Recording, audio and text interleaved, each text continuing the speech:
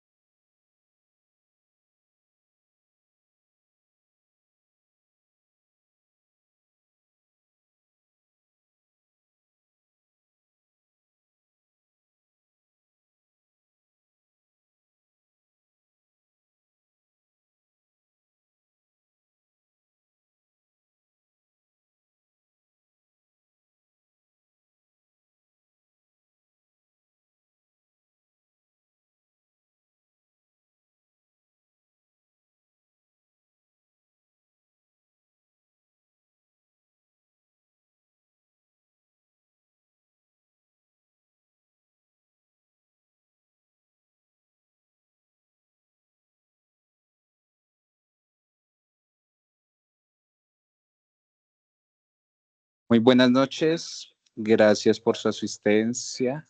A las 6:45 empezamos la charla mientras se conectan los demás.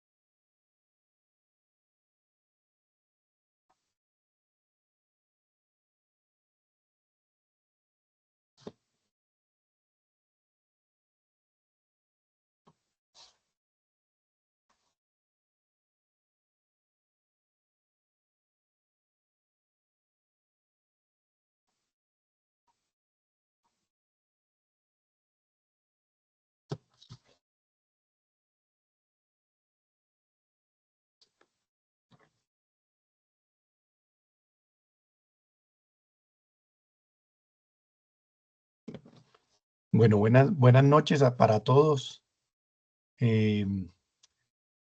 Siguiendo el programa de educación médica continuada de la Academia UCI, liderada por el doctor Ricardo Buitrago, es para mí un verdadero honor y un placer presentar al doctor Pablo Castro. El doctor Pablo Castro es cardiólogo hemodinamista con una muy amplia experiencia en tomografía de coherencia óptica y hoy nos traerá una revisión específica sobre la tomografía de coherencia óptica en la angioplastia coronaria. Doctor Castro, bienvenido esta noche y muchas gracias por participar en esta Academia UCI.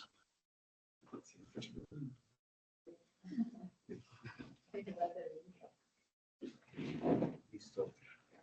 Ya, arrancó. Efraín, presenta.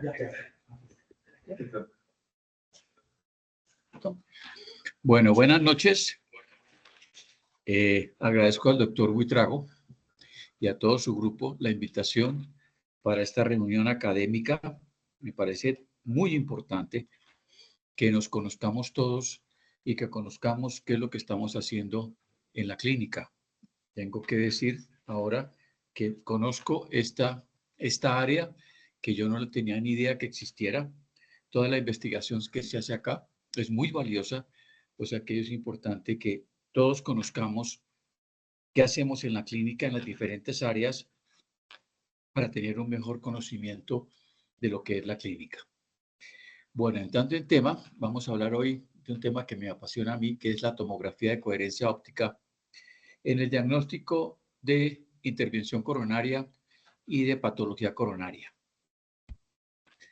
La tomografía de coherencia óptica es una modalidad de imagen intravascular que usa ondas de luz infrarroja que se reflejan en la pared del vaso y permite la visualización de las arterias coronarias hasta valores micrométricos. La luz rebota en la pared del vaso, la vuelve a recibir el catéter y el sistema computarizado de la máquina nos da una imagen bidimensional y en algunos casos tridimensional.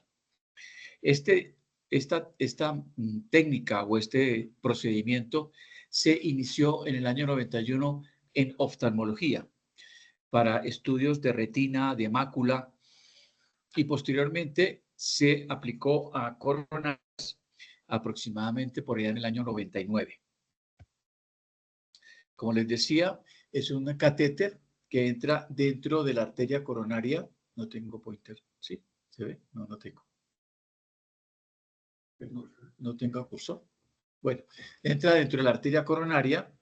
Se inyecta medio de contraste. ¿Con qué intención? Que liberar la arteria coronaria de sangre y que no produzca artefactos y pueda ver toda la pared del vaso en su extensión. Inicialmente, el catéter tenía un balón en la punta que paraba flujo coronario y se podía hacer sin necesidad de medio de contraste. Sin embargo, el catéter y la punta del catéter, el balón en la punta del catéter podía producir disecciones coronarias o podía producir isquemia y por eso se abandonó este tipo de catéter y utilizamos actualmente el catéter que necesita la utilización de medio de contraste para lavar toda la sangre que está en el vaso coronario y poder obtener la imagen. El pullback o el retiro se hace de distal a proximal en un segmento más o menos de 5,4 centímetros hasta 7 centímetros en 3 segundos. Cabe mencionar que inicialmente, ya que hablamos de medio de contraste, no sé si en el resto de la charla voy a hablar, pero inicialmente se tenía problema con el medio de contraste por presencia de insuficiencia renal, pero en la medida que hacemos curva de aprendizaje, la cantidad de medio de contraste es mucho menor y en este momento estamos utilizando entre 12 y 24 centímetros de medio de contraste en todo el estudio. Las indicaciones, pues, esta valoración de stent coronarios, estos los estudios ODESA y LEADERS, la placa aterosclerótica, caracterización, su estructura, porcentaje de estenosis y la longitud. Este catéter, si lo comparamos con el IBUS, con el ultrasonido intravascular, detecta una enfermedad más severa, nos da un detalle mucho más fino, como vamos a ver en las imágenes más adelante, y podemos ver mucho más patología que con el IBUS. Puedo entrar en vasos más pequeños y con mayor porcentaje de estenosis que el IBUS. Nos demuestra la mala posición del stent, la subimpactación y la subaposición del stent, la perplasia neointimal, la protrusión de tejido y también, aquí faltaría, la progresión de la enfermedad sobre el vaso. Permite imágenes de 5 a 10 imágenes por milímetro, el perfil más pequeño, produce un menor efecto Dotter. El defecto Dotter, no sé si todos lo saben, inicialmente Charles Dotter, un cirujano que fue el primero que hizo angioplastias o plastias vasculares, los hizo con un beniqué de urología, pasaba el beniqué a través de la lesión y dilataba, no dilataba con balón, sino que abría paso por dilatación con este dispositivo, pero no era angioplastia con balón. Entonces, lo que se llama efecto Dotter es que se pasa el balón y muchas veces el dispositivo, el catéter, produce algo de dilatación del vaso que se produce menos con el catéter de OCT que con el catéter de IBUS. Menor variabilidad interobservador, esto es una característica muy importante. La variabilidad es muy pequeña, es muy poca, a diferencia del ultrasonido. Y permite estimación de espesor de la capa fibrosa hasta 49 micrones, que lo vamos a ver después, nos permite determinar cuándo una placa es inestable o cuándo una placa está estable. Entonces, ¿cuándo vamos a hacer OCT? Cuando tenemos lesiones con riesgo o evento de falla en el implante del stent, lesiones largas con ubicación ostial de base epicárdico principal, lesiones muy calcificadas que el ultrasonido ve como emite las de ultrasonido y el calcio no deja pasar, es una barrera sónica, entonces no permite ver más allá de la barrera sónica. Lesiones en bifurcación, en ramas laterales, menores de 2,5, con unas estenosis mayores del 50%, enfermedad de tronco principal no protegido y en oclusión total crónica. Entonces, ¿cuándo vamos a utilizar imágenes intravasculares? No solamente para determinar cómo está la angioplastia, sino a qué patología coronaria nos estamos enfrentando. Entonces, utilizamos imágenes intravasculares en revascularización percutánea de lesiones en las que haya un mayor riesgo de eventos recurrentes o fallo del stent y nivel de evidencia alto y calidad de evidencia alto para poder determinar patología vascular y el tipo de tratamiento o de intervención que vamos a dirigir en estos pacientes. También utilizamos imágenes intravasculares con preferencia de IBUS o de ultrasonido para guiar en enfermedad de tronco principal, especialmente en la porción proximal y en el ostium. Podemos utilizar OCT cuando tenemos tronco distal. En el ostium de la coronaria derecha tenemos que utilizar ultrasonido intravascular porque no podemos barrer la sangre del catéter ni de la arteria, o sea que no podemos tener una buena imagen. Por lo tanto, en lo que es tronco principal, proximal o el ostium izquierdo y ostium de coronaria derecha son territorios exclusivos, por decirlo así, del ultrasonido intravascular.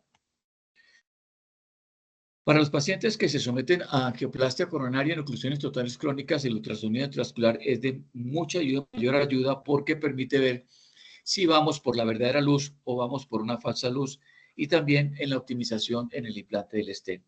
También en este punto, en la valoración, en recanalización, en oclusiones totales, el IBUS tiene una posición superior al OCT.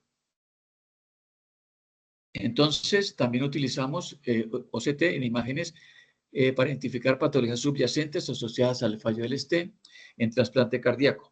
Acordémonos que el trasplante cardíaco no solamente tiene un rechazo tisular, sino también tiene un rechazo vascular. Entonces, en trasplante cardíaco nosotros ya lo hemos hecho en la clínica, lo hacemos con regularidad, especialmente a los 6 meses y a los 12 meses después del trasplante, para establecer si hay fenómenos inflamatorios intravasculares, que son diferentes las imágenes a los procesos arterioscleróticos. Con esto nosotros informamos al grupo de falla que el paciente tiene alguna evidencia de rechazo vascular. En el caso de nosotros no hemos encontrado rechazo vascular como tal, sino hemos encontrado progresión de la enfermedad arteriosclerótica en esas arterias coronarias trasplantados. Tenemos un caso de una mujer joven que tenía una enfermedad fibrodisplástica con un hematoma perivascular en el corazón donado. La receptora pues no tenía problema, o sea que ese corazón donado tenía enfermedad fibrodisplástica. Yo me puse la tarea un poco de encontrar, y era una mujer joven la que había sido la donante. Luego la paciente traía su enfermedad fibrodisplástica hacia ese corazón donado. Para los pacientes que someten a intervención fallida por falla del stent, se considera el uso de imágenes transculares para guiar y optimización de la intervención. Es muy importante en este caso porque nosotros podemos decir si es una sola hiperplasia intimal, ¿sí? O si es progresión de la enfermedad. Uno puede determinar si hay infiltración de lípidos, si hay calcificación entre la pared entre el stent y la pared vascular, que nos dicen que hay progresión de la enfermedad. Esto nos determina un cambio completo en el tratamiento y en el enfoque del tratamiento del paciente. En estos casos, cuando hay progresión de la enfermedad, podemos implantar stent. Si vemos que solamente es una hiperplasia intimal, no implantamos stents, sino utilizamos balones medicados. Considere imágenes intravasculares en casos de lesión ambigua en pacientes con sospecha de presentación de síndrome coronario agudo o en pacientes con no elevación del segmento para confirmar el vaso culpable agudo. Vamos a ver más adelante. Nosotros tenemos ya varios casos con el doctor Alvarado en que encontramos que solamente hay erosión de placa, pero no hay enfermedad arteriosclerótica como tal. En estos casos únicamente utilizamos tirofiban para disminuir el trombo y no utilizamos stent. Y hacemos seguimiento, tenemos dos en que no hay completa cicatrización de la lesión en dos pacientes jóvenes, en que no hay progresión de la enfermedad, no hay enfermedad, no hay lesión. O sea que la conducta de no haber implantado un stent fue adecuada con la ayuda del OCT. También en estos casos, en pacientes con minoca o enfermedad tipo 1, en que podemos determinar si hay lesión o no hay lesión y poder establecer de una forma más certera y enfocar un tratamiento mejor cuando no encontramos que hay lesión intravascular, sino que muy seguramente puede ser lesión de la microcirculación y no de la circulación epicárdica. En los casos en que tenemos disección coronaria espontánea, no sé si ustedes los han visto, mujeres jóvenes sometidas a estrés, en que tiene imagen angiográfica altamente sugestiva de disección coronaria espontánea, no debemos practicar imágenes intravasculares porque hay riesgo de entrar por la falsa luz y ocluir el vaso, o con el catéter, bien sea ultrasonido, bien sea OCT, extender la disección tanto distal como proximal con el consecuente cierre de los vasos. Entonces aquí tenemos una imagen vascular angiográfica de disección coronaria. Con eso es suficiente y no debemos intentar el uso de dispositivos de imagen intravascular. Este es el estudio que yo les mencionaba, el estudio del Erosion Trial, donde se encuentra que aproximadamente el 25% de los pacientes con síndrome coronario agudo pueden presentar únicamente erosión de placa sin que haya necesidad de ruptura de placa o nódulo calcificado, sino que hay erosión de placa, que esto se maneja completamente diferente a un paciente con ruptura de placa, con disección de la arteria, ruptura con disección o nódulo calcificado protruyendo sobre la luz del vaso. Aquí ven, lástima que no tenga point. Sí tengo, mira, no tengo. Bueno, ustedes ven en la parte superior entre las 11 y las 12 que hay una zona de erosión de placa. En este caso, no tengo forma de tener pointer. Bueno, entonces en esta zona superior que ven ustedes entre las 11 y la 1, ¿sí? Ven que está y ven el resto de arteria que está lisa, no está erosionada. Esto es una erosión de placa, pero sin que haya ruptura de la misma, con gran componente lipídico alrededor, que es la parte que no se ve clara, y esto es la parte más amarilla, es hiperplasia intimal. En estos casos debemos recomendar únicamente manejo con trombolíticos o manejo con antiplaquetarios, pero no ir a implantar stent, porque esto se cicatriza entre 3 a 6 meses, está cicatrizado completamente esta erosión de placa. Esto es un comparativo entre el OCT y el ultrasonido. La sensibilidad es mayor con ultrasonido en la detección de placa. La placa lipídica son muy iguales. La irrupción de capa fibrosa es mayor con OCT. La erosión de capa fibrosa es mucho mayor con OCT que con ultrasonido. Y la sensibilidad para trombo es muchísimo mayor con OCT que para ultrasonido. Las limitaciones del OCT tampoco, pues, eso tan bueno no dan tanto.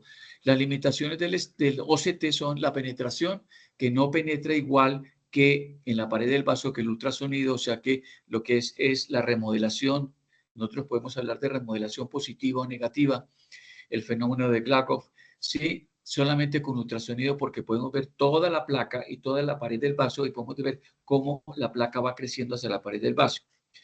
No permite la valoración de la adventicia y tampoco, como les decía, la remodelación del vaso. Va el diámetro del vaso hasta 5 milímetros.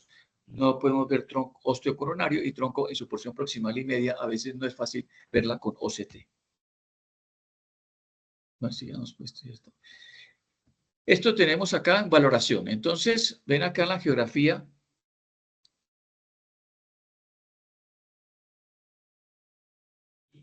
¿No me repite? No, no me repite. Ven acá, ven ustedes que hay una lesión sobre las septales, ¿sí? Sobre las 2 septales hay lesiones. Entonces, pero sobre la porción proximal no tenemos lesión. Entonces, ven ustedes acá que vemos toda la circunferencia del vaso, ven ustedes, y entre las 11 y la 1, ven esa línea más oscura, que eso corresponde a la media. Luego, es una forma característica que podemos decir que esta es una lesión arteriosclerótica y no es una lesión antiinflamatoria. En las lesiones arterioscleróticas desaparece la capa media. En las lesiones inflamatorias hay una hiperplasia intimal, pero con preservación de la capa media, que es lo que podemos ver nosotros en trasplante cardíaco cuando empezamos a hablar de rechazo vascular. Si bien hay una gran hiperplasia intimal, pero se preserva la capa media. Y también podemos ver acá en la imagen de abajo, sobre las 12-1, lo que es la rama secundaria y el ostium que no está comprometido. También podemos valorar el diámetro del vaso, donde podemos ver el área, el diámetro mínimo, el diámetro máximo, y de esta manera nosotros podemos calcular o estimar el diámetro del stent que vamos a implantar. ¿Qué pasa aquí? Antivirus. ¿Qué pasó? Ya.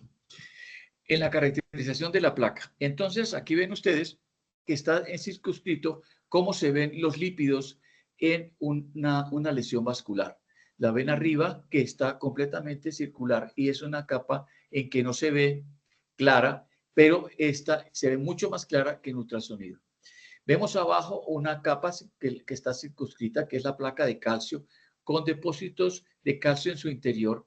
Y ven dónde está la A, que es que podemos estimar nosotros el espesor de la membrana y poder hablar acá de lo que es una placa inestable con disminución de la pared de la placa o de la membrana, y podemos hablar que si tiene menos de 60 micrones, podemos decir que tiene una placa inestable. En este caso, por la raya roja, no se ven bien los macrófagos, que los vamos a ver en otra imagen. También el OCT nos permite visualizar macrófagos y podemos determinar con más certeza que es una placa vulnerable que muy seguramente tiene que tratarse.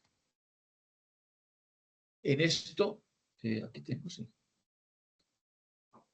Vemos en esta arriba, en la imagen de arriba, hacia las 11, como hay una imagen de ruptura de placa con trombo, y ven acá más abajo, en la imagen de abajo, cómo se extiende la lesión, en que ya no hay ruptura de placa, pero esa placa por dentro está para romperse porque el espesor de la membrana es muy delgado. Luego, esta es una placa vulnerable que puede romperse, que ya se rompió y puede extender su extensión de ruptura hacia la pared del vaso. También podemos determinar la presencia de trombo rojo. Vemos arriba cómo se ve muy bien el trombo rojo, ¿sí? Que está sobre la septal. Ven ustedes en la imagen de abajo la imagen de la septal. En la imagen de abajo, sobre las 10 y 11, se ve la imagen de la rama lateral, ¿sí? Y el trombo rojo dentro de la ostium de la arteria, y la parte de arriba vemos cómo el trombo se viene desde arriba hasta la parte, hasta el ostium de ese vaso.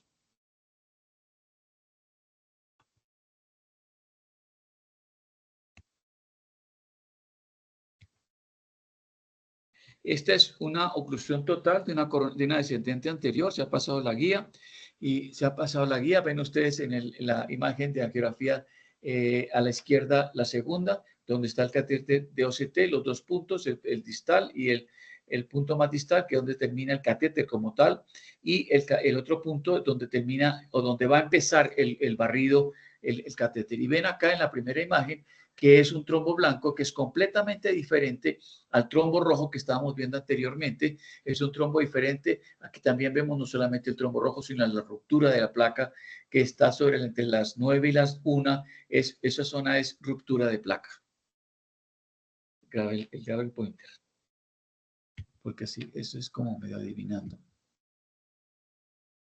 Aquí también vemos, vamos a ver mejor, en esta imagen, cómo está la imagen inicial, donde está la imagen más severa, ¿sí? Ya hay algo de ruptura de placa hacia las 4. Aquí está completamente rota la placa.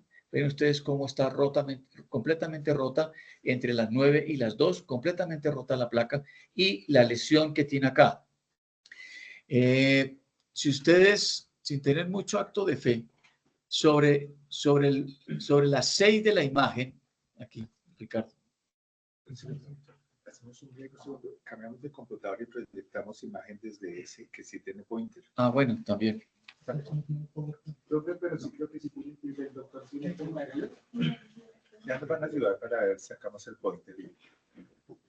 Un momentito, vamos a hacer un break tecnológico. Sí, ya apoyo.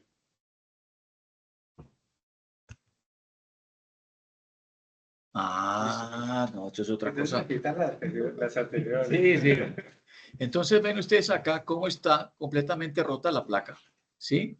Ven el resto de lesión. Y en esta parte de aquí abajo, ¿sí? Sobre esto, ven ustedes estos puntos acá más refringentes. Estos son macrófagos. O sea que esta era una placa muy inestable, ¿sí? Que se rompió, ¿sí? Se rompió acá en esta parte de acá. Y todo esto es, aquí se ven muy bien los macrófagos, la infiltración de macrófagos acá. Y acá, luego, esta es una placa terriblemente inestable que terminó por romperse y producir un infarto agudo. ¿Cómo se diferencia el trombo rojo del blanco? Por la captación miren, mira aquí el trombo. Si ves que lo que llaman el backscattering, lo que está detrás del catéter, de la imagen, ¿sí? Este es un trombo blanco. Es muy poco el backscattering. Y si tú miras acá, mira aquí el backscattering de aquí, ¿sí ves? Esta parte de acá. No es tan denso, por decirlo así. O sea que este es un trombo rojo. Y aquí también se ve lo que llaman ellos el backscattering, que es que es un trombo rojo. Aquí lo es muy poco.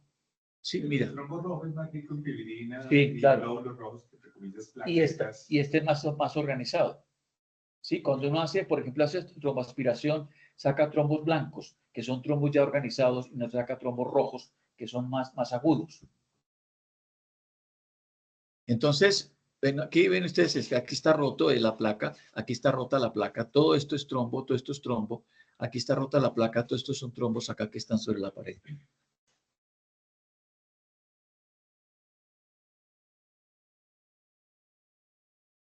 Y aquí vemos otra vez la placa rota, ¿sí? Vemos que casi aquí ya no hay membrana, básicamente. Vemos aquí los macrófagos. Inicialmente fue difícil para mí poder ver los macrófagos, ¿sí? Pero ya después de ver mucho y orientaciones, especialmente de una colombiana que trabaja en Hamilton, Canadá, me ayudó a ver bien los macrófagos y a identificar bien los macrófagos que están sobre la pared del vaso. Si ven, aquí está, todo esto es infiltración de macrófagos, todo esto es infiltración de macrófagos. Aquí hay un trombo que pudiera decir uno que es un trombo rojo, ¿sí? Y sobre esta parte de acá. A veces es difícil determinar trombo rojo de un nódulo calcificado que esté protruyendo sobre la luz del vaso. Esto puede ser de pronto un nódulo calcificado, ¿sí? Que esté protruyendo sobre la luz del vaso. Ven acá, mejor, con mucho mejoramiento. Esto de pronto es un nódulo calcificado que está protruyendo sobre la luz del vaso. Estos son trombos ya rojos que están sobre la luz del vaso y estos son macrófagos que están acá. Ven, aquí hicimos tromboaspiración y aquí está el trombito que sacamos. O sea, que está la prueba que se había trombo ahí. Y ya viniendo más hacia la parte proximal, esto es distal y esto es proximal en el barrido. Vemos que si bien hay hiperplasia intimal, pero no hay ruptura de placa, hay zona de infiltración lipídica severa aquí arriba, pero no hay ruptura de placa, podríamos decir que este es un vaso aquí que está sano, que está bien.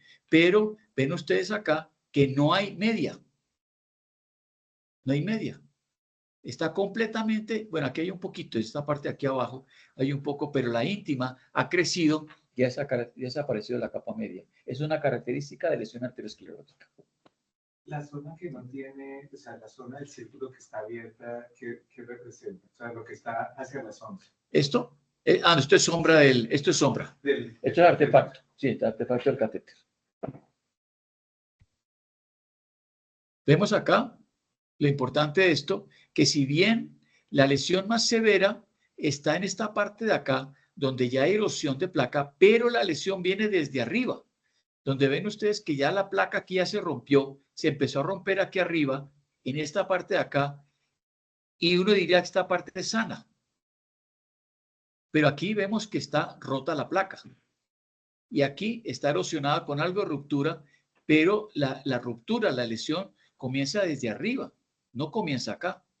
Luego, nosotros tenemos que tener cuidado cómo vamos a tratar a este paciente, que no le vamos a poner el stent tan límite acá, sino que nos toque ir un poco más arriba para coger esta ruptura de placa que hay acá. Este es otro paciente donde vemos acá que tiene como una imagen de ruptura acá, como una indentación sobre la arteria, y esta es la imagen por OCT. Es una placa completamente rota, con algo de lípidos acá, pero es una placa completamente rota. Y acá ya se ha implantado el stent, que lo vamos a ver después, pero también nos ayuda el OCT, que lo vamos a ver después, que el OCT nos puede permitir que angiográficamente podemos tener una imagen angiográfica perfecta, pero hacemos OCT como lo vamos a mostrar anteriormente y el stent básicamente puede estar flotando en la arteria y no está bien impactado ni bien aposicionado. Y podemos decir, ese stent está perfecto. Pero por la imagen de OCT, como vemos acá, miren la distancia que hay. Estos son los estros del stent y esta es la pared del vaso. Luego, no está bien aposicionado ni bien impactado ese stent contra la pared. Aquí ya, después de que pasamos, lo impactamos y lo aposicionamos, ven acá cómo ya se ha pegado completamente a la pared. Esta es una señora que tenía esta imagen que desafortunadamente no podíamos determinar cuál era la severidad de la lesión. Le hicimos OCT y encontramos que en esta parte de acá había una lesión severa, calcificada, con placa, ¿sí? O sea que nos ayudó mucho para poder determinar, miren acá, la misma arteria, ¿sí? Cómo estaba completamente enferma y poder determinar, ¿sí? Que esta señora era quirúrgica y no era de angioplastia porque tenía 2 vasos más. Vemos acá cómo también permite pasar hacia vasos muy pequeños, como es esta, una descendente posterior pequeña. Y vemos acá la imagen. Es una imagen, una placa supremamente fea, toda erosionada, ulcerada, rota. O sea que nos permite determinar la patología y nos permite determinar qué le voy a hacer a ese paciente, cómo lo voy a enfrentar, cómo le voy a tratar y sobre todo que me permite acá determinar la longitud del dispositivo que yo voy a utilizar. O sea que no me voy a quedar corto ni me voy a quedar largo en el stent que voy a implantar, porque el aparato me permite medir la longitud de la lesión. Vemos acá que la lesión más severa, con una placa rota, más aquí con ya pues una placa básicamente destruida, ¿sí? Esto es placa rota con prolapso de tejido roto sobre la pared del vaso. Aquí tenemos un trombo que puede ser rojo, pero ya puede ser medio organizado porque ya está, aunque tiene back scattering, pero puede ser rojo, no tan blanco. Esto es valoración de hiperplasia intimal. Esto es lo que vemos nosotros en la angiografía cuando hacemos una angiografía en una restenosis intrastent. ¿Sí? Paciente con angina llega, tiene una historia de un stent, le pusimos un stent y llega con restenosis intrastent angiográfica. Esto es hiperplasia intimal y podemos decir que no es progresión de la enfermedad. ¿Por qué? Porque no tenemos imágenes de infiltración lipídica, no tenemos imágenes calcificadas, ¿sí? Este es un caso que ya es como, ya empieza a tener problemas porque ya hay ruptura de la hiperplasia, pero no tenemos una imagen de calcio o de lípidos dentro de la pared, entre el stent y la pared del vaso, que nos diga, este paciente creció la enfermedad y no es una hiperplasia intimal. En este paciente, ¿qué hacemos nosotros? Abrimos la arteria, ¿sí? Abrimos la arteria y utilizamos un balón medicado. Yo, en mi experiencia, yo después de que hago esto, pongo balón medicado, esto después de que uno pone un balón, esa hiperplasia intimal queda completamente destruida. O sea, queda uno con la duda de ¿le pongo stent o no le pongo stent? Por eso yo no volví a hacer OCT después de que hago balón, porque eso queda completamente destruido, queda uno con la necesidad de poner otro stent porque le ve la lesión. Este es otro caso de hiperplasia intimal. Ven aquí el stent. Este podríamos hablar que ya tiene progresión de la enfermedad, con algo de hiperplasia acá, con progresión de la enfermedad aquí.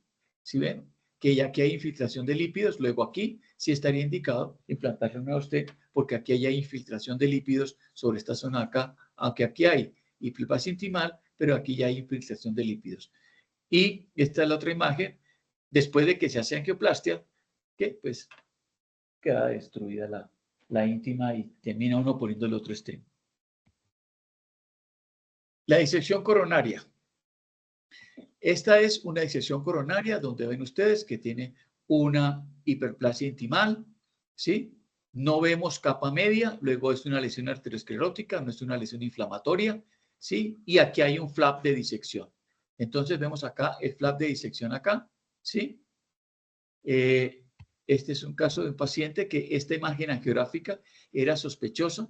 Hicimos la imagen y vemos cómo hay una disección acá, cómo se hace más profunda, se hace más larga el flap, se hace más evidente, se hace más largo, se hace más profundo. Entonces, en estos casos, cuando tiene este tipo de profundidad, cuando tiene una longitud de estas características, que no solamente es en una zona, sino tiene una disección acá y se hace más profunda, está indicado implantar un stent. Si la disección fuera corta, no profunda y no larga, se puede manejar médicamente. Les voy a después mostrar un estudio de Patricia Ruiz que siguió a esos pacientes a 6 meses y encontró que eso se cicatriza. Cuando no es profunda, cuando no es larga y cuando no es largo el flap, como aquí de disección, se puede manejar médicamente. ¿Y lo que está sobre el flap es placa? Claro, placa rota. Esto es flap, esto es placa rota, íntima rota. Esto es íntima rota. Pero todo eso es una placa. Todo eso es una placa. Claro, eso es una placa que se rompió y se secó. No, entre comillas no fue por la angioplastia. No. Esto es un hallazgo que en la angiografía ven acá que esta parte de aquí, yo la veía que estaba más sucia ¿sí? Que estaba más sucia, que no estaba tan continua, pero una lesión tan severa, y lo que tenía era una disección de la arteria. ¿Y ahí hay infiltración de macrófagos? O sea, No lo podría jurar, Ricardo. O sea, no se rompió por inflamación. No se rompió por inflamación, Por macrófagos. o por hipertensión, o por estrés, se puede roto. Acordemos que la contractilidad del corazón no es así, sino que se contrae así, ¿no? Y en esos momentos de contracción es que se jala la arteria. Bueno, los que me están oyendo no saben qué maniobra hice. Hizo una torsión de las manos. Sí. Helicoidal. Es una torsión helicoidal, y ese es el movimiento helicoidal de las coronarias, y es por eso cuando se rompe. Esta es un caso aquí de nosotros de la clínica. Es una señora de 32 años que jugando un partido de fútbol hizo un dolor precordial. Llegó acá, hicimos angiografía, aprendemos en el tiempo, hay que decirlo, pues no se las sabemos todas. Esta señora le hicimos angioplastia de la descendente, la disección se extendió hasta el tronco y se extendió hasta la circunfleja. Tocó operarla, ¿sí? Y vemos acá cómo está la falsa luz. Aquí esto es falsa luz. ¿Y por qué sé que es falsa luz? Entonces puedo decir, usted puede estar por la falsa luz y no estar por la verdadera, porque aquí tengo una rama. Esta es una circunfleja, aquí tengo la rama de la marginal. Luego tengo el ostium de una rama y estoy por verdadera luz, y esta es la falsa luz. Esto es verdadera luz, donde está el catéter, y todo esto es falsa luz. Esto es una disección espontánea de una mujer de 32 años jugando fútbol. Tiene una arteria pequeña con relación al catéter. No, era descendente anterior y se disecó hacia atrás, hacia tronco y hacia circunfleja. O sea, ¿uno puede inferir el tamaño por el diámetro del catéter? Sí, la máquina uno la puede ajustar y puede dar perfectamente el diámetro del vaso, el diámetro luminal mínimo y el área luminal mínima. Puede dar. Este es otro caso de un paciente que es un infarto inferior, ¿sí? Donde vemos acá que hay una imagen cribiforme, una imagen que no se ve muy clara, y por la angiografía y por el OCT vemos que esta es la verdadera luz, y estos son los microcanales que se forman en un vaso recanalizado. Todos son de la clínica, estos no son del libro, todos son de la clínica, estas imágenes. Y vemos acá la porción distal, que es completamente sana. Vemos aquí que después este paciente se le hizo angioplastia, se le puso un stent. Vemos que está completamente lisa todo el vaso, no hay imágenes de canales, y hay microcanales que fueron impactados hacia la pared, pero la luz del vaso está completamente libre, con buena posición, con buena impactación en toda la imagen angiográfica y en la imagen por OCT, que es más fiel. Este es el estudio que les comentaba. Esta es la imagen, el estudio de Patricia Ruiz, que es este de acá, donde ellos hablan que en el seguimiento agudo y a un año, en los con OCT, el 90% estaban cicatrizadas y solamente 2 pacientes de estos 62 lesiones persistían la imagen de lesión. Entonces él hace una serie de clasificaciones donde dice la profundidad de la disección. Vemos aquí que es una disección pequeña, luego no la trataríamos. Esta es otra disección pequeña, pero aquí vemos que hay una gran disección, una gran profundidad y longitud, que estas sí se tratarían. Estas, como dice ese Ruiz, se dejan en manejo médico, y como vemos anteriormente, el 90% de estas lesiones cortas, no profundas y no largas, se cicatrizan espontáneamente a los 6 meses. No todo es este.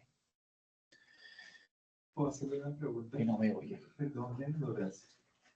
Esto llevaría a clasificar la enfermedad coronaria aguda, o sea, la enfermedad coronaria del evento agudo como inflamatoria, arteriosclerótica, disección versus trombosis blanca o roja. A ver, eso es, a ver, en la medida que o sea, desde el punto de vista fisiopatológico. usted se me adelanta a una conclusión que yo voy a sacar. No, tranquilo. Pero significa que le estoy poniendo atención. Hay un japonés que publica mucho, yo se lo he dicho a los residentes y lo he hecho en muchos lados, que publica mucho en Eurointervention. Y él, con un dispositivo que lo vamos a ver al final, en la fase de investigación y en la fase de regulación, la restenosis, la oclusión aguda era muy baja. Cuando se abrió al mundo real, se disparó la oclusión aguda, se disparó la restenosis y sacaron el dispositivo del mercado. Él en la publicación que hice dice que no tiene complicaciones o muy bajas. Y él tiene un parrafito muy cortico, Ricardo, donde dice que él al 85% de sus pacientes les hace imágenes. Entonces, de esto se deriva la importancia de hacer imágenes en enfermedad coronaria. Entonces, usted, por ejemplo, hacer lo que yo mencionaba del Erosion Trial, ¿sí? Hacer ultras. Yo tengo una señora de 82 años, le hice OCT en una derecha, tenía erosión de placa, la dejé quietica, se fue para la casa con antiplaquetarios. Entonces, usted determina si es un proceso inflamatorio, que no le hace nada, sino lo manda donde el reumatólogo. Tiene una disección espontánea, una mujer joven que la ve en angiografía, deje la quietica, no le clave stent. Usted ve que es una lesión arteriosclerótica rota, la trata, ¿cierto? Usted ve que es una erosión de placa con trombo, le pone un tirofibán y lo reestudia y no lo trata. O sea que el OCT nos permite mirar bien qué tipo de lesión tengo yo, sobre todo en infarto agudo. A mí me gusta hacer mucho OCT en infarto agudo, porque yo veo bien, primero, longitud de la lesión, características de la lesión, y lo toco o no lo toco. Si es una placa rota, ulcerada, con macrófagos, pues no tiene duda. Pero si de pronto es una lesión de placa en un paciente joven, yo ojo quieto. Luego nos ayuda las imágenes, sobre todo los CT, nos ayuda a mirar muy bien qué es la característica de la lesión. Yo a veces digo que los CT, uno con los CT ve más de lo que debe ver. De hecho, creo que la tendencia de la medicina personalizada, individualizada, esta es la esencia de esa medicina en el evento coronario agudo. Dígale al señor ese de allá que me hace los CT en todos los lados. No importa, es que es la fisiopatología. Claro, es que si uno tiene forma de determinar la característica de la lesión y el tipo de lesión que tiene, el paciente le ve mejor. Independiente si le pongo stent o no le pongo stent, si le doy tratamiento médico, si le pongo tirofibán, X, Y, Z. La mala posición del stent, que también es muy importante determinarla porque vemos los pacientes que se pueden ocluir agudos o los pacientes que se restenosan temprano. ¿Por qué? Porque no podemos determinar por angiografía si el stent está bien impactado y bien aposicionado. Entonces vemos cómo la sensibilidad con IBUS es esta y la sensibilidad con OCT es esta. La especificidad, cuando me dice un OCT está mal posicionado, pues 99 y el 100. Pero la sensibilidad para decirme si está bien o mal posicionado, con OCT es del 90%. Entonces, miren este caso. Angiográficamente, pues no se ve mal. Pero miren cómo está el stent. Está flotando en la arteria. Que angiográficamente se ve perfecto. Y está básicamente flotando en la arteria el stent. Entonces dice uno,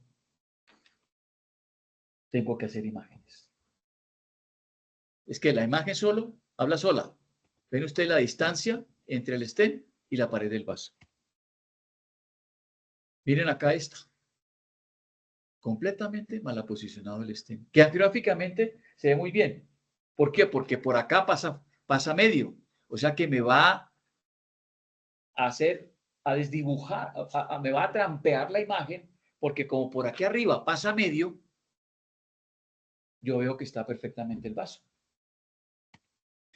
Miren esta lesión. Ustedes ven la geografía y está perfecta.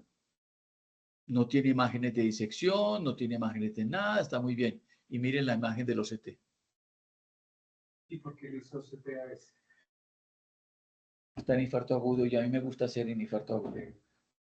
Pero a veces es un feeling de uno hacer OCT y mire que está completamente subimpactado el stent. Mire, tiene casi 180 grados de subimpactación.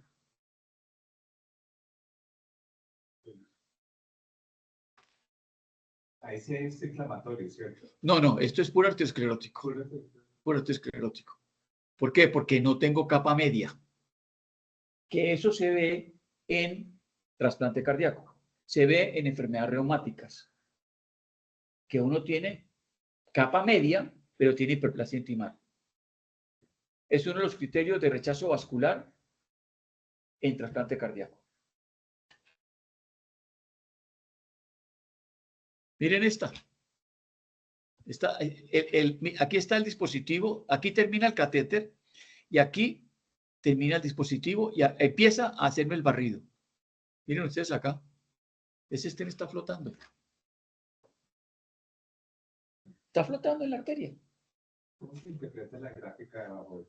Ah, bueno, esta gráfica de abajo se interpreta en donde tengo yo acá, el stent acá, subimpactado, el stent ya que está un poco mejor impactado, zonas de infiltración lipídica acá, ¿sí? Infiltración lipídica, una rama secundaria, ¿sí? Esta es importante en la medida que me permite ver, por ejemplo, disecciones largas.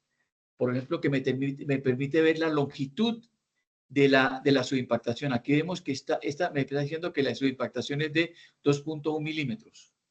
Esto es un corte longitudinal. Sí, sí. Esto es una dimensión, esto es bidimensional y la tridimensional es otra que también me la da el equipo. Ahí estoy viendo el vaso a lo largo. A lo largo. Pero aquí sí estoy viendo coronal. Sí. Miren ustedes acá, completamente subimpactado el stent. Está flotando. Y el corte transversal que está viendo en la parte de arriba es ahí donde está marcado. ¿Dónde está aquí? Míralo aquí. No, pero en la gráfica de abajo. En la gráfica de abajo es al comenzar aquí.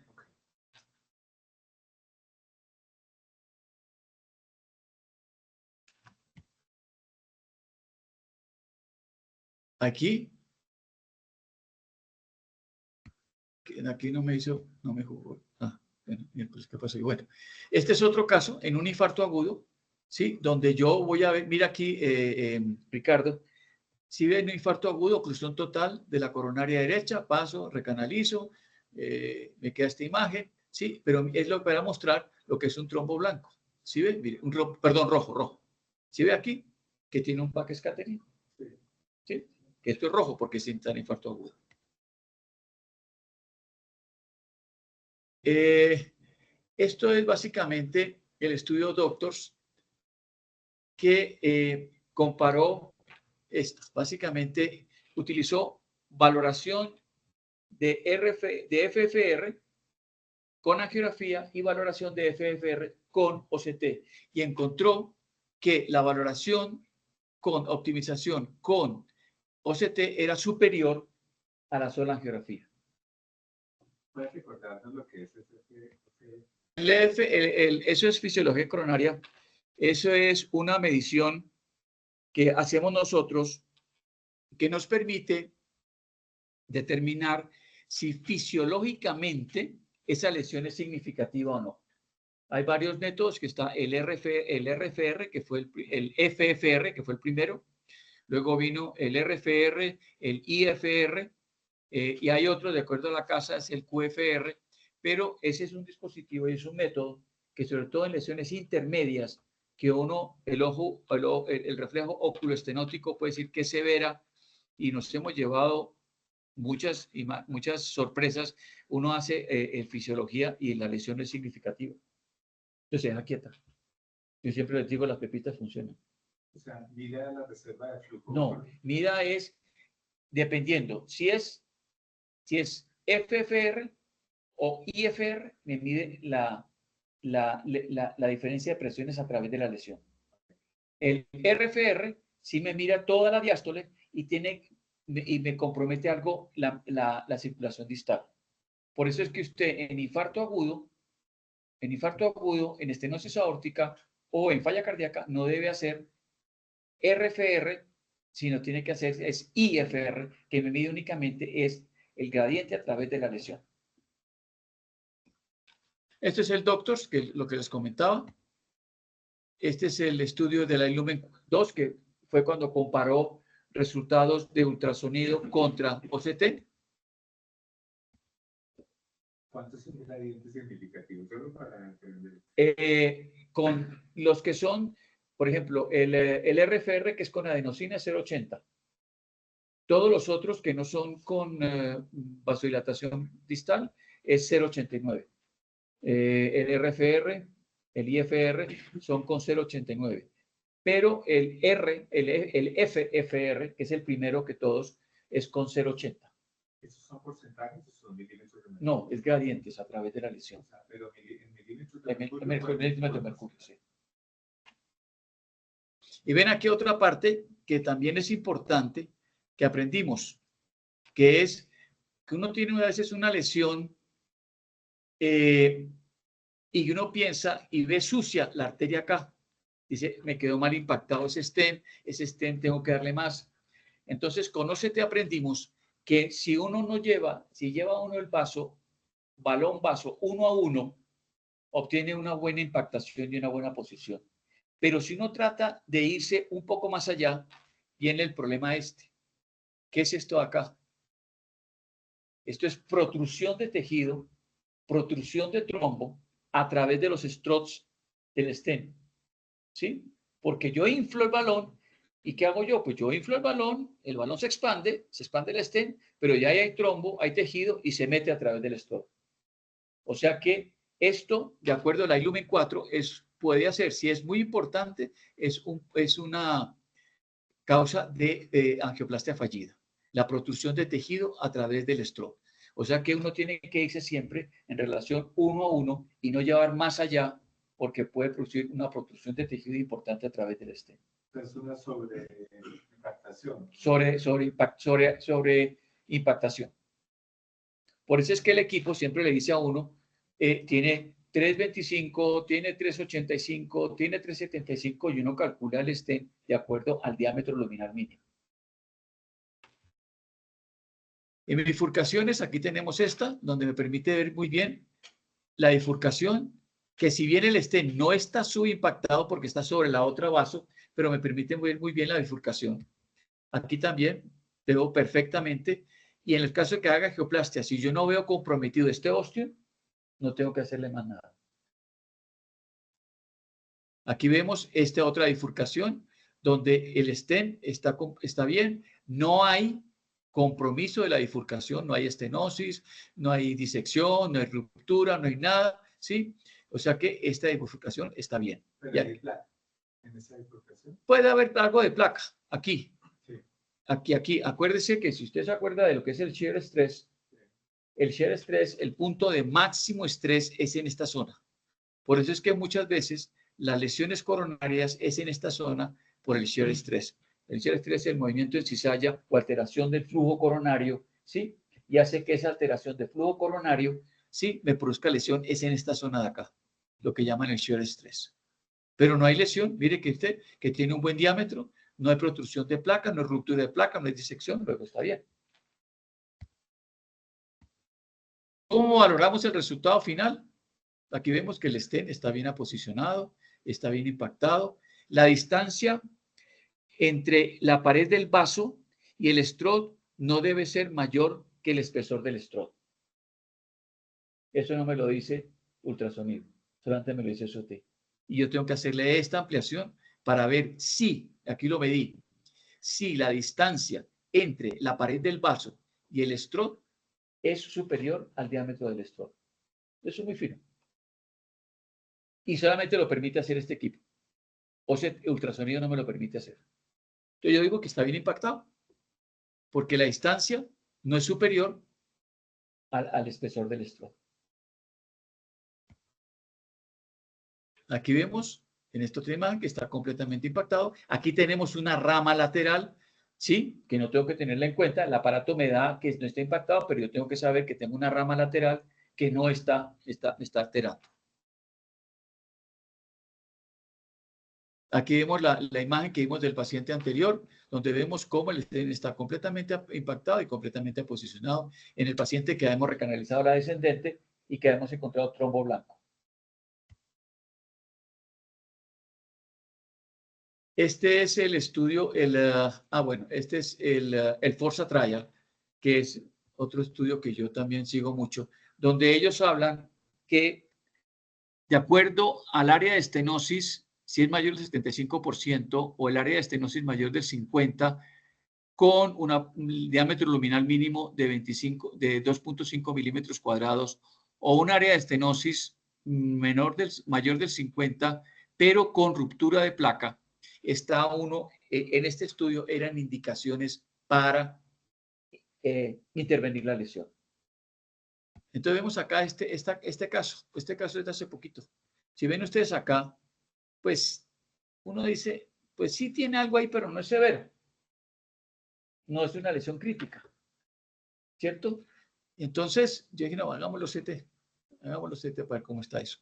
Y vemos acá cómo aquí hay erosión de placa, ¿sí? Aquí hay ruptura de placa y aquí hay ruptura de placa acá. Luego este paciente, le hubiéramos dejado así de pronto de trombosis y llega a los 15 días con un infarto anterior.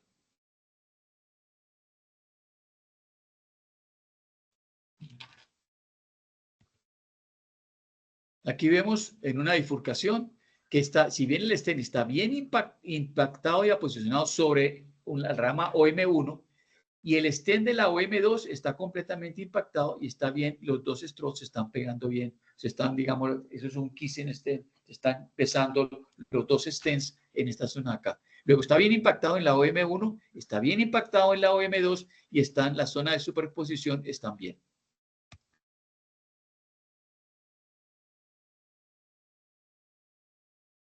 Aquí vemos cómo después está bien impactado el stent, bien aposicionado. Estos son los scaffolds, lo que yo les comentaba. Eran dispositivos que eran bioabsorbibles, permitían en un tiempo que la arteria recuperara su dinámica de distensión, porque el stent pues, es una estructura fija que no permite que la arteria se distienda o se recoja, ¿sí?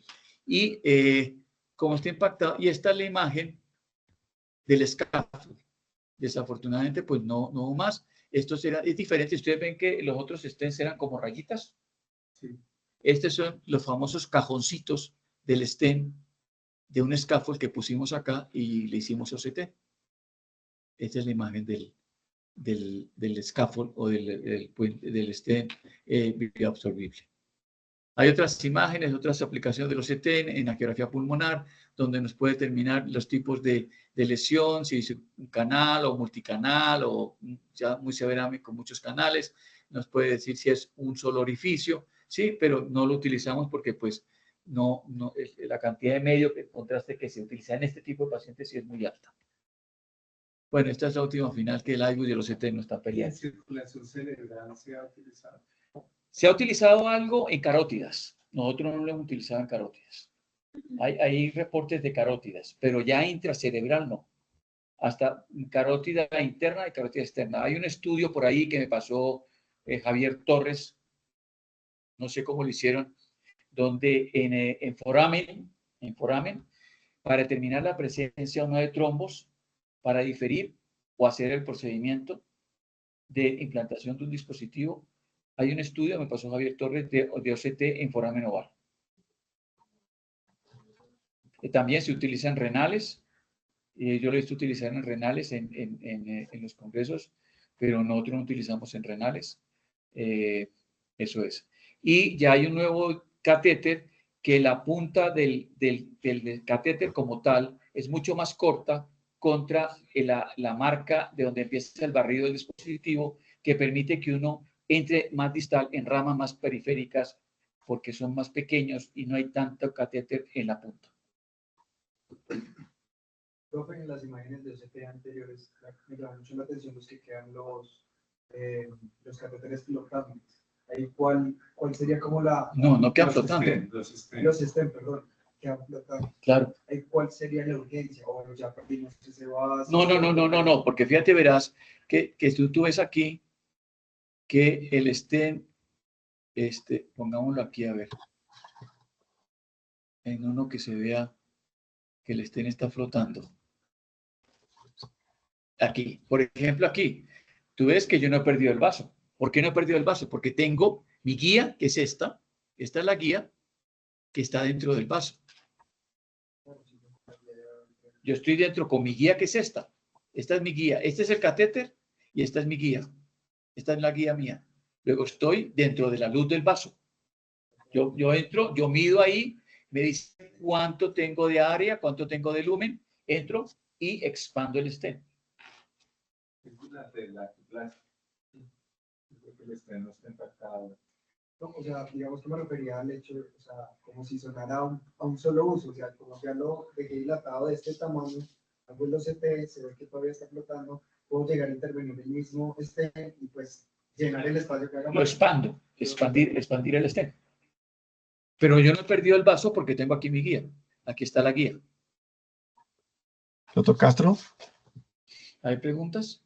Doctor Castro. De OCT en este ¿Me escuchan? ¿Me escuchan? Académicas. No, funcionales. Funcionales, a ver, cuando uno tiene en una angioplastia compleja, lo debe utilizar. Cuando tiene un vaso grande, lo debe utilizar. Yo pensaría que uno debe hacer mucho más imágenes de las que hace. Porque uno puede determinar si tiene disecciones proximales, si tiene disecciones distales, se faltó decir eso. Siempre uno chequea que no tenga lesión proximal, tenga disección distal. ¿Sí? Que por el balón puede disecar el vaso proximal y distal. O sea que, por ejemplo, en trasplante cardíaco deberíamos utilizarlo más para determinar rechazo vascular y progresión de la enfermedad dentro del trasplante, del trasplante, que se puede presentar. Y ya yo he tenido varios casos que hablo con los doctores de falla, con Efraín y con Fernán. Le digo, mire, ese paciente está progresando la enfermedad arteriosclerótica, ojo. O sea que si uno mira, las aplicaciones son múltiples, donde lo quieras mirar. Doctor Castro, ¿me escucha? Doctor Castro, ¿me escucha? Sí, yo lo escucho. Para hacerle una pregunta. Señor. Bueno, hay estudios en los cuales han comparado, aleatorizando estrategias de angioplastia percutánea guiada por angiografía y otras por angiografía más OCT, para intentar demostrar, como ya se tenía el soporte con el iBus, de que eso ayudaba mucho a optimizar la angioplastia con stent. Y entonces empezaron a hacer los estudios con OCT. Y los estudios con OCT también mostraron que los pacientes con lesiones de características angiográficas de alto riesgo de reestenosis del stent o de reestenosis intra-stent mostraron beneficio. Y una cosa interesante que se mostró el año pasado en el Congreso Europeo de Cardiología mostró que en el metaanálisis de esos estudios comparativos de angioplastia o de angiografía guiada con OCT y angiografía exclusiva, como se hace en la práctica general, mostró una cosa interesante que fue algo que se necesitaba demostrar, porque si bien es cierto, había un poquito menos de trombosis de stent y era significativo y demás, pero no se mostraban los puntos duros relacionados con muerte cardíaca o infarto relacionado con el vaso comprometido o revascularización del vaso comprometido o trombosis del stent. Y se demostró este beneficio en forma significativa. Por eso lo que usted mencionaba del señor, del intervencionista japonés, tiene validez porque sí demostró el metaanálisis que el uso de las imágenes intracoronarias reduce en forma significativa no solamente la revascularización del vaso comprometido, sino también el infarto del vaso relacionado con la intervención. Entonces ellos proponen hacer un poco más de imágenes en la intervención de los vasos en estos pacientes. ¿Y por qué cree que no se implementa en una forma mucho más consecutiva las imágenes en la intervención coronaria para lograr todo ese impacto, sobre todo cuando ya se empieza a ver, al menos en el metaanálisis, que todavía no se ha publicado porque recientemente lo hicieron el año pasado, reducción de mortalidad y vasos relacionados con el infarto? ¿Es costo? ¿Es dificultad técnica? ¿Es qué? Sí, Efraín, usted tiene toda la razón. Eso no tiene punto de discusión. Cuando usted tiene una intervención coronaria guiada por imágenes, es completamente diferente. Mira, hace poco hicimos un procedimiento con ultrasonido porque, bueno, no vamos a hablar. Con ultrasonido y por angiografía, el vaso, lo máximo que daba era 2.25. Y por angiografía y con angiografía cuantitativa, hicimos ultrasonido y terminamos impactando el stent distal con un balón 4. O sea que el hacer imágenes le da a uno la certeza y la seguridad que está haciendo un procedimiento bien, que está tratando bien el paciente y que no está dejando a la angiografía como único método diagnóstico de certeza de que el procedimiento estuvo bien hecho. Yo estoy de acuerdo con usted, nosotros deberíamos hacer por lo menos un 80-90% de imágenes, Sí. pero bueno, dejémoslo ahí. De hecho, cuando tuvieron el resultado fue mejor. Y la otra cosa que probablemente va a empezar a cambiar la estrategia que tiene el uso de imágenes es la inteligencia artificial de la Mayo Clinic, en el cual tomaron más de 20.000 cateterismos y metieron toda la información de los datos funcionales fisiológicos de la angiografía coronaria de rutina y alcanzaron a tener una precisión del 80% para la característica de la intervención coronaria que se requería con el paciente. O sea que para allá vamos y seguramente eso lo van a reforzar más. Ellos mismos dijeron cuando lo presentaron en el Skype de este año, de hecho, ellos mismos dijeron, nos falta perfeccionar más información de todos esos datos funcionales y fisiológicos. Probablemente usted cree que esa estrategia termine eliminando las imágenes como tal, o sea, el OCT o el IBUS en la intervención coronaria, que sería mucho más práctica cuando ya se entra con un catéter que te hace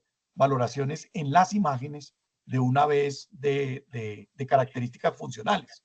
Ellos miraban, no recuerdo cuáles eran, porque pues obviamente yo no soy hemodinamista, pero miraban varias características funcionales de la angiografía de rutina y lograron una precisión del 80% en las intervenciones y le dice que todavía sigue siendo baja porque puede ser más.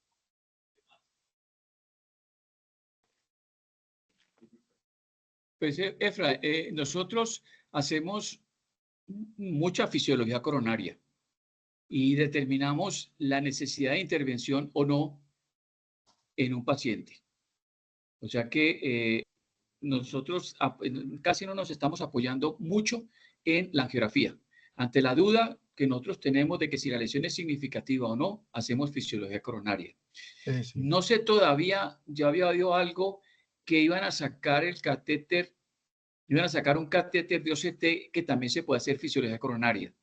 A mí me preocupa es el French de los catéteres que produzcan algo de alteración en la medición de presiones proximal y distal. La guía es muy delgadita, o sea que la probabilidad de error en la medición es baja. Es que Y yo creo que se va a definitivamente una empezar a cosa que hacer nosotros no sin tenemos, invasión, Doc. pero que Con tenemos que inteligencia tener artificial se va a es poder hacer la sin forma de invasión. medir microcirculación, la forma de medir flujo coronario con Doppler, ¿sí? Ya existe el dispositivo, eso no es investigación de primer nivel, no, ya hay flujo de reserva de distal que mide microcirculación y esos catéteres y esos sistemas sí son mucho más fieles para poder intervenir o no intervenir o intervenir una lesión coronaria. Sí, muchas gracias. ¿Algún otro comentario o pregunta? Bueno, muchas gracias, doctor Castro, por toda. Muchas gracias, doctor Castro. No, muchas gracias a ustedes por escucharme. Muy amables. Felicitaciones, Pablo. Queda grabada la charla ¿El cedo? en la Academia UCI Chayo en YouTube para después que las personas quieran repetirla o regalar los demás. Muchas gracias por la asistencia y los esperamos en una próxima oportunidad. El 25 de septiembre estaremos en la Academia UCI Chayo Microcirculación y Trombosis. Gracias. Bueno, buenas noches a todos. Muchas gracias. Mire, yo soy un fanático de los Espectacular. Sí. O sea, Medicina de precisión. y es que como ya es la fisiología y la fisiopatología. Yo soy un fanático de OCT. Es más, voy a decirles, y modesto,